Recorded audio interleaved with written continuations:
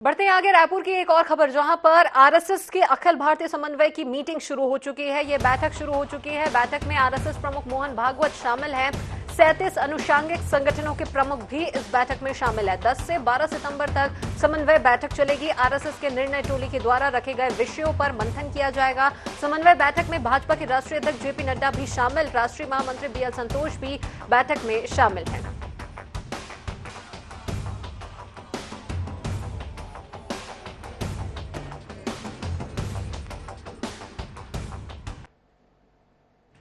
तो बीजेपी के राष्ट्रीय अध्यक्ष जेपी नड्डा, जो कि कल से छत्तीसगढ़ प्रवास पर हैं, वे भी इस बैठक में शामिल हुए हैं और वहीं राष्ट्रीय महामंत्री बीएल संतोष भी इस बैठक में मौजूद हैं।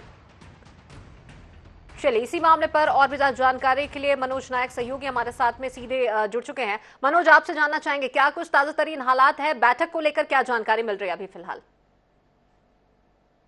देखिए, राष्ट्रीय स्वयंसेवक संघ की अखिल भारतीय समन्वय की यह बैठक थी, जो कि 10 से 12 सितंबर तक राजधानी रायपुर में आयोजित है और पहली बार जो है छत्तीसगढ़ में यह बैठक होने जा रही है। हर वर्ष जो है आरएसएस की यह बैठक होती है, लेकिन सबसे बड़ी अहम बात यह है कि आगामी वर्ष 2023 में छत्तीसगढ़ में विधानसभा चुनाव होने जा रहे हैं और ऐसे में आरएसएस की अखिल भारतीय समन्वय की यह बैठक रखी है, जिसमें इस बैठक में जो है आरएसएस के अलावा जो आरएसएस के 37 अनुषंगिक संगठन हैं, उनके करीब 250 पदाधिकारी हैं, वे भी इस बैठक में शामिल हो रहे हैं। वहीं भाजपा की ओर से भाजपा के राष्ट्रीय अध्यक्ष जेपी नड्डा भी इस बैठक में शामिल हो रहे हैं। साथ ही साथ राष्ट्रीय संगठन महामंत्री बीएल संतोष भी इस बैठक में शामिल हो रहे हैं और इस बैठक में जो है निर्णय टोली द्वारा जिन एजेंडों को रखा जाएगा, जिन विषयों को रखा जाएगा, साथ ही साथ जो सामाजिक विषय है उन सबको रखा जाएगा। इस पर जो है मंथन किया जाएगा। आपको बताना चाहूंगा कि कहीं ना कहीं जो है आरएसएस से लेकर जो है बीजेपी तक के जो है छत्तीसगढ़ को काफी अहम मान रही है, काफी गंभीरता से छत्तीसगढ़ राज्य को लिया जा रहा है। साथ ही साथ जो है आगामी वर्ष में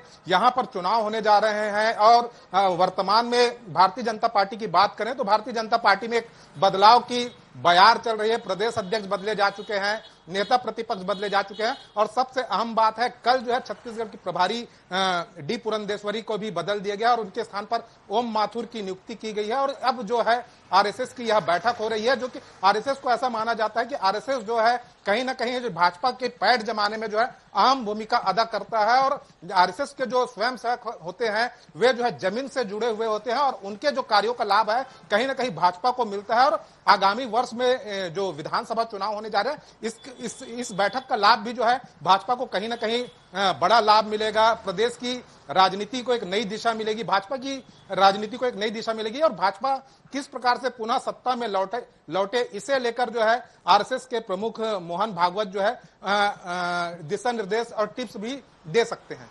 जी, आगामी समय में चुनाव होने हैं, ऐसे में भाजपा पूरी तरह से एक्शन मोड में नजर आ रही है। यही वजह है कि राष्ट्रीय अध्यक्ष का दौरा यहां का है और ऐसे में पहली बार छत्तीसगढ़ में इतनी बड़ी और अहम और महत्वपूर्ण बैठक आरएसएस की हो रही है। क्या लगता है, क्या कुछ मुद्दे हो सकते हैं, कितना महत्वपूर्ण इस बैठक को माना जा सकता है भाजपा के लिहाज से, आगामी चुनाव के लिहाज से?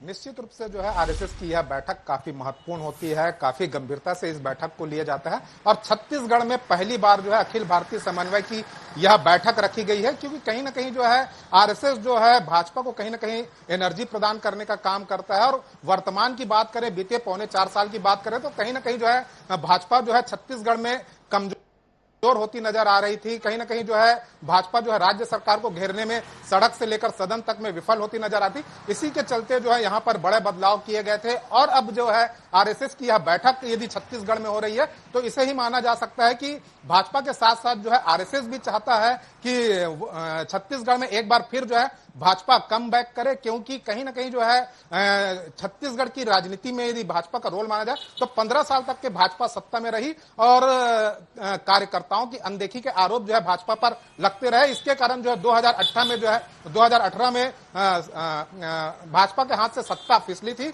और एक बार फिर जो है अब आरएसएस के साथ साथ जो है भाजपा भी किसी भी प्रकार की कोई चूक नहीं करना चाहता, किसी प्रकार की कोई लापरवाही नहीं करना चाहता। इसीलिए अभी 14 महीने बचे हैं विधानसभा चुनाव को। इससे पहले ही जो है भाजपा जो है आक्रामक मूड में आ चुकी है। लगातार जो है केंद्रीय नेताओं के दौरे हो रहे हैं। बीते दिनों जो है हल्ला बोल कार्यक्रम हुए, केंद्रीय मंत्री अमित शाह के दौरे हुए, उसके बाद जो है लगातार बैठकों का दौर चला, साथ ही साथ जो है प्रदेश अध्यक्ष बदले गए, नेता प्रतिपक्ष बदले गए, अब डी पुरंदेश्वरी प्रभारी को बदल दिया गया है। तो ऐसे में यह माना जा रहा है कि भाजपा जो है पूरी तरीके से चुनावी मोड़ पर आ चुकी है और अब जो है कांग्रेस को कड़ी टक्कर देने की स्थिति में वर्तमान में नजर आ रही है। कल जो कार्यकर्ता सम्मेलन हुआ है उसमें भी जो है भाजपा ने जो सबसे पहले जो है निचले स्तर के कार्यकर्ताओं को पहले टारगेट किया है, उन्हें जो है रिचार्ज करने का काम किया। बूथ स्तर के जो कार्यकर्ता थे, बूथ स्तर के जो पदाधिकारी थे, उन्हें जो है कार्यकर्ता सम्मेलन में बुलाया गया था और जेपी नड्डा ने सभी से यह संकल्प करवाया है, उनसे वादा लिया है कि वे अभी पूरी ताकत के साथ अपने अपने क्षेत्रों में जाए